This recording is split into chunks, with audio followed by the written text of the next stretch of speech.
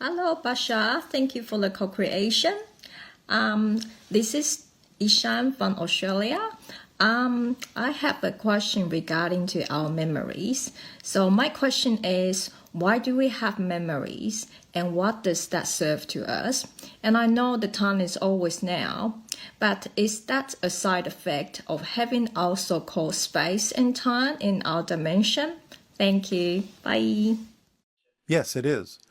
Because memories are created in the present, no matter what they represent about the so-called past, because the past is an illusion.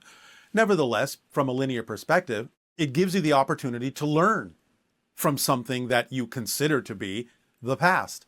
It allows you to grow in a linear way. So you have created the concept of memory to create continuity for yourselves in the illusion of time and space, so that you can see a progression of change which allows you to discover something about yourself that is new. Hello. And to you, good day. Thank you for having me, Bashar. It is our passion and our pleasure. Okay, so I feel like the final splits for 2020 are one where Trump wins and one where the other part wins. There are always alternate realities with things that happen that don't happen in yours. Always. Okay. And there are different versions of all of them in different realities. It's not just two. There are many, many realities with different versions of both of those scenarios and other scenarios that have nothing to do with what you experienced, of course. I want to know what are the chances that I will shift to the reality where Trump actually wins? What will improve my chances to shift to that reality?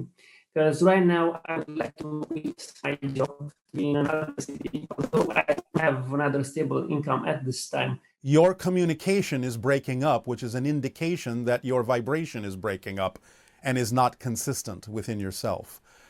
Remember that you can shift wherever you wish to as long as you are in a vibrational state that promotes the shift. Whether that be a negative state or a positive state is up to you. But the idea is you will shift according to whatever vibration you create within yourself based on your belief systems and whether or not those belief systems are fear-based or joy-based.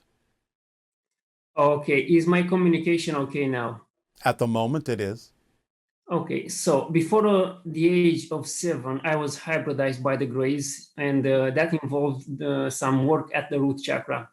Yes, What is yes. happening is that in any apartment building, I cannot properly rest at night because there is a location where multiple people are living in the apartments around me. So, So why don't you move? well, So why don't you move? I move. If I move, I need to move somewhere in nature, basically. So why don't you? What's stopping you? Well, I need to have some comfort. I mean, it would be What expensive. makes you think you won't? I mean, I actually bought a car and to make it as a camper van. So, You are breaking up again. It's important for you to understand that this is not just a technological glitch. It's a reflection of your own energy. I know. You're not coherent within yourself because you are creating too many details that you think you have to work to put together instead of allowing the flow of your life to lead you and guide you in an automatic way. You are imposing too many limiting belief systems on yourself about what you think you need in order to experience what it is that you prefer in life. You don't need that many beliefs about it. You don't need to do as much as you think you need to do. You need to allow yourself to know that if there is something impeding your ability to be where it is you prefer to be, that it's only your belief system that is impeding it. Your definition of what you think you need is too narrow, and you need to broaden it. Okay then. So, what is it you think you need at this moment in your belief system in order to go and move somewhere where you prefer in a way that is comfortable for you? What do you think at this point is lacking that prevents you from being able to do that? the financial means to have the Aha! So you're only focused on the idea that the only way you can achieve this is through the concept you call money? well, I will need to have the equipment to provide heat and warm. And what makes you think there aren't other ways to get that? Well, I would be alone in nature, basically. So what? So, What makes you think there aren't other ways for you to get that? well, that's the issue, basically, because actually it's a paradox. I feel like being. All right. All right, we understand. But here's what perhaps will help you understand what we are saying. There are many forms of support, many forms of abundance.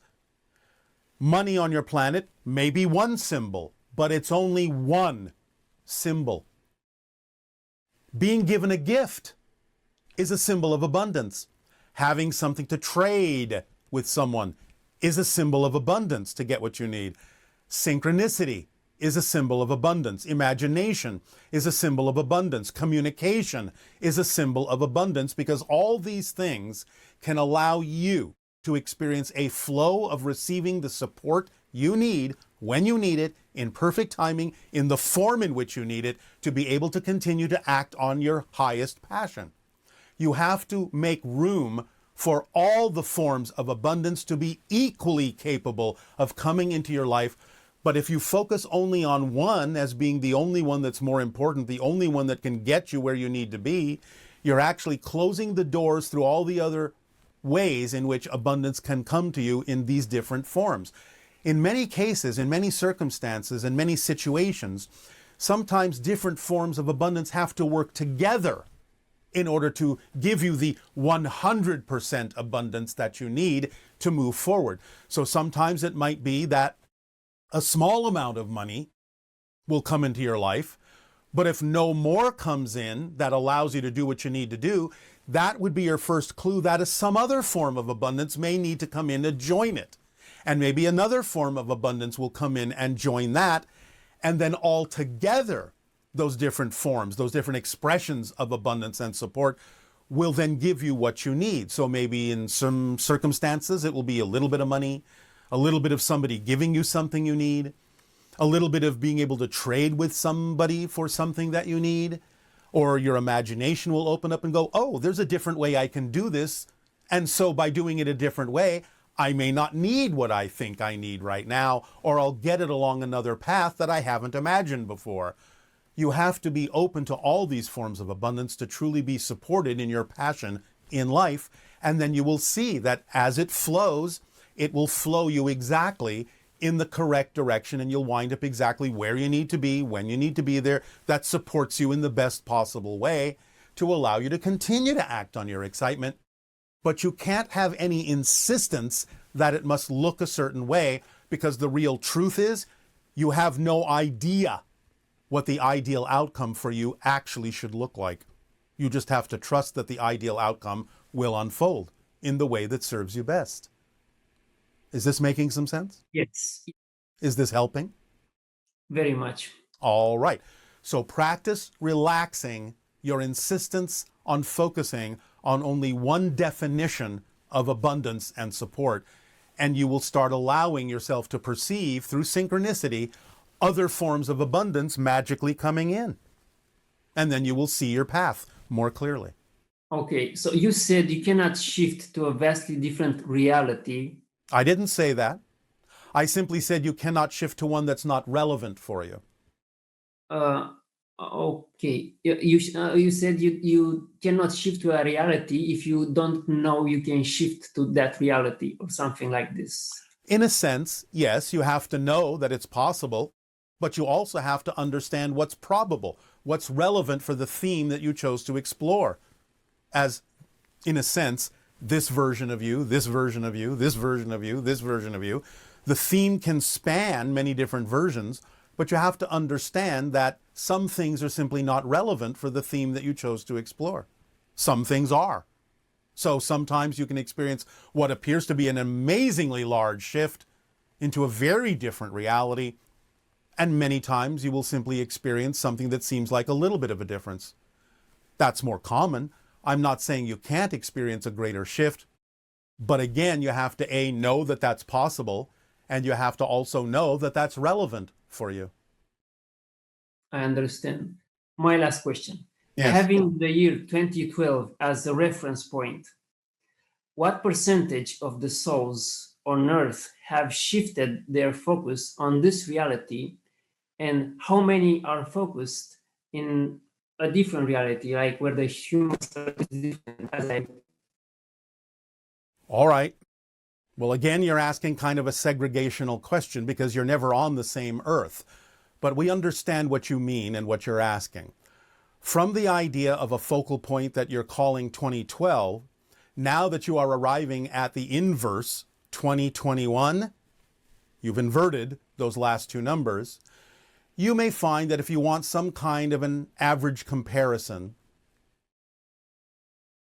we perceive that many people have allowed themselves to shift somewhere around 12 to 15, maybe some as high as 20%. Okay. Okay then. Does that answer your question?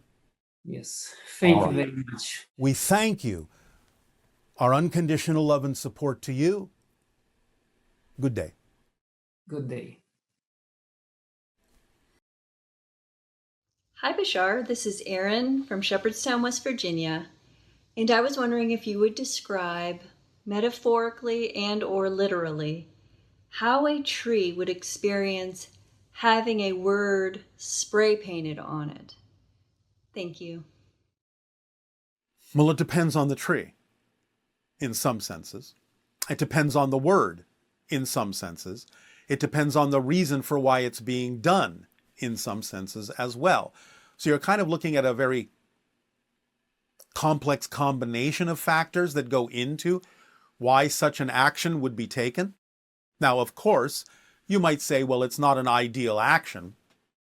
It's not representative of something that exists per se in the nature of the tree to have something painted upon it in that way.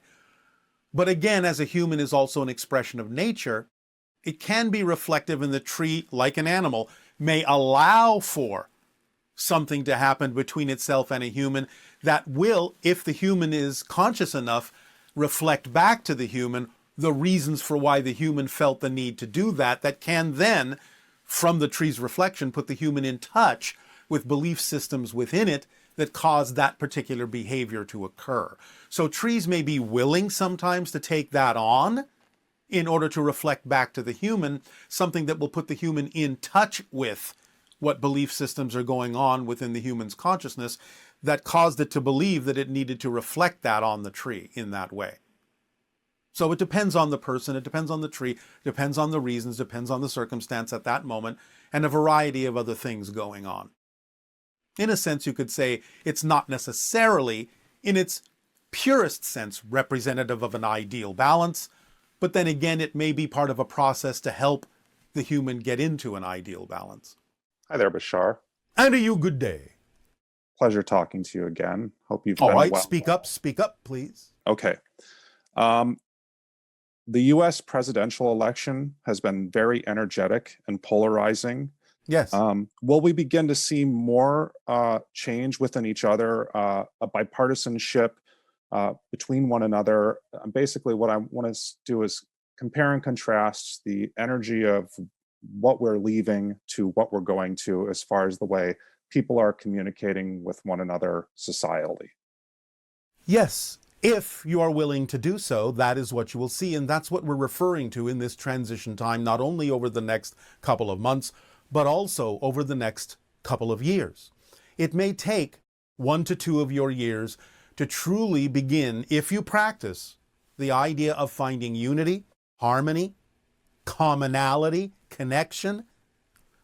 If you are willing to get at the core issues, because many times what you are calling the concept of partisanship is nothing more than an over-focus on the surface features that individuals believe represent what it is they prefer, but quite often are not. So the idea is that if you really get down to the core issues, the core of each issue, you will find that there's a lot more commonality than you may think.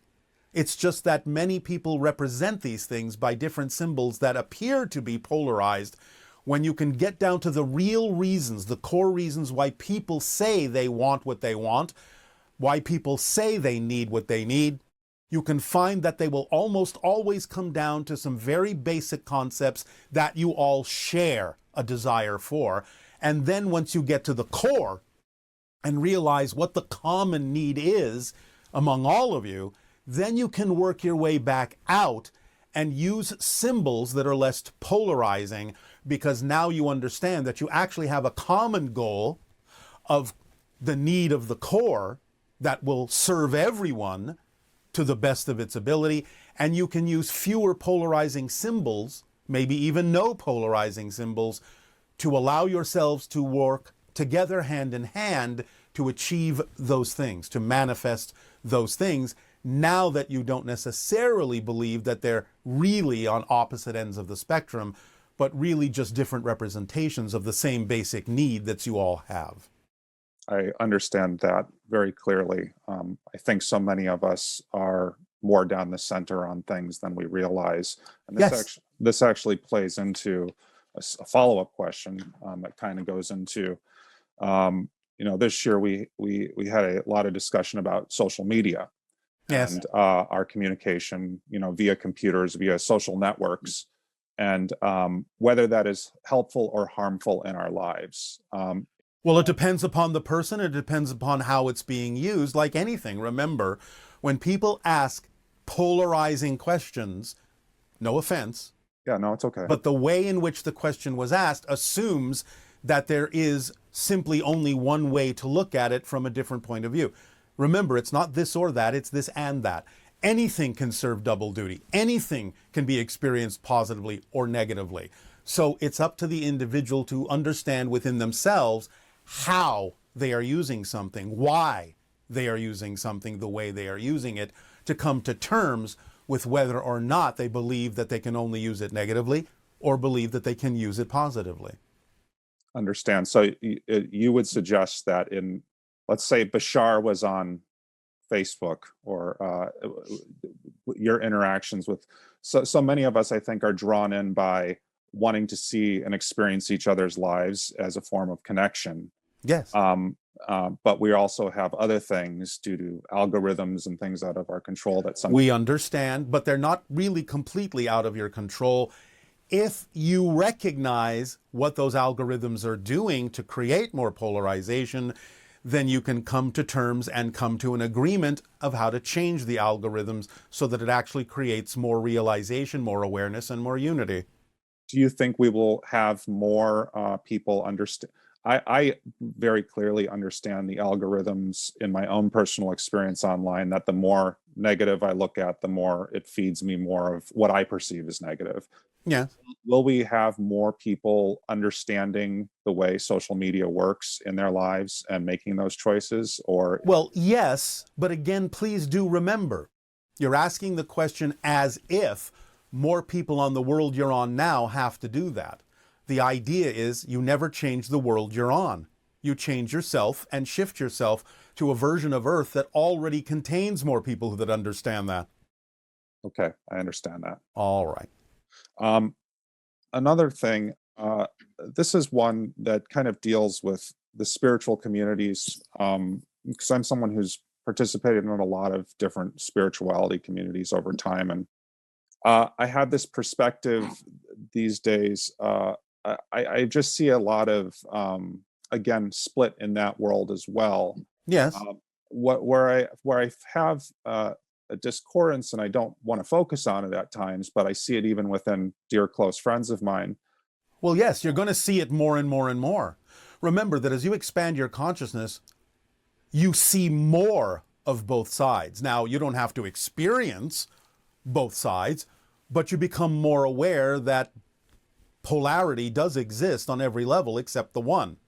So the idea is not to worry that just because you can see more of it, that somehow it affects you. Again, it's the idea that seeing it gives you the opportunity to decide more clearly what it is you prefer based on seeing what you don't prefer. So just because you can see something happening doesn't mean it affects you unless you choose to be affected by it. Okay, I understand that. I have a question about kind of switching gears here about meditation Permission slip, yes. and using frequencies, which are actually like binaural beats, sometimes people call them, Yes, specific yes. frequencies. Uh, is there a specific frequency that helps people get into that you would suggest that people seek out when meditating or trying to align? Well, again, different things will work for different people in different ways, of course. But in general, one that is sort of, let's say, representative of the collective consciousness is what is often referred to in your language as the Schumann frequency of Earth, 7.85 cycles per second. Now, the Schumann frequency can change, and it often does, and can go up as high as 30 cycles per second or more, depending upon the overall collective emotional energy of your societies on Earth. But the base frequency of about 7.85 cycles per second can be effective as an archetypal frequency that reflects the collective consciousness connection to Earth and its expression as nature. So you can begin there and experiment with it if you wish, but let your imagination be your guide as to what it leads you to, because again, remember, the permission slips you are attracted to because at that moment they will work for you, even if they don't work for someone else. That's why you're attracted to use them. Okay, Does that help? that does help. All right.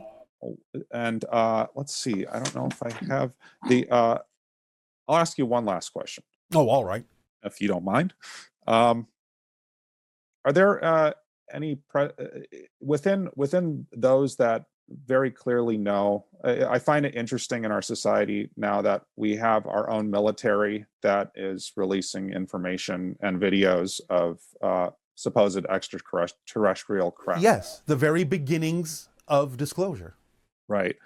With as far as like presidents and world leaders, are there those that are kind of left out of that knowledge base within the let's say military industrial complex?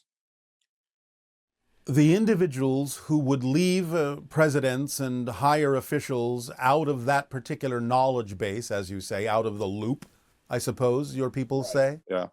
are not really part of that complex. They're a completely separate body at this point in your history. Interesting. Can you So further? many of your highest officials know nothing about, except maybe on a very cursory level, what some of the individuals know who are actually the ones monitoring these things. And is there a reason for that? Is there a reason? Have they separated themselves from those leaders over time? I assume they have. Is it for military power, or is it because they don't? Well, they have a multitude of their own reasons, so to speak. Some of them being the acquisition of power, some of it being the prevention of power in other people's hands, some of it being fear-based in terms of what it might do to the society to know these things, some of it religious-based, based on their assumption of what extraterrestrials may be. But for the most part, most of the withholding is, to some degree, based on some form of fear-based belief system. Okay, very interesting. Well, I appreciate getting to speak with you today, And you as well. I hope you are well, and I'll speak to you hopefully sometime down the line.